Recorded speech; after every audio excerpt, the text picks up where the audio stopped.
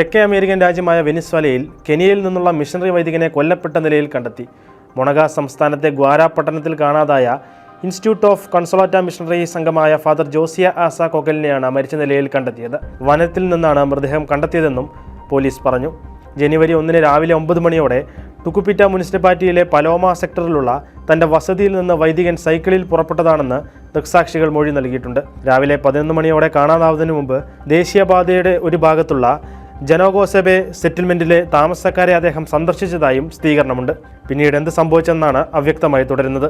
1969 കെനിയയിലെ കിസുമു അതിരൂപതയിലെ സിയായയിൽ ജനിച്ച ജോസിയ ആസ 24-ാം വയസ്സിൽ 1993 കൺസോളാറ്റ സമൂഹത്തിൽ അംഗമായി മിഷണറി വൈദികനാകാൻ തീരുമാനമെടുത്തു. 1997 ഓഗസ്റ്റിൽ അദ്ദേഹം വൈദികനായി അഭിഷിക്തനായി.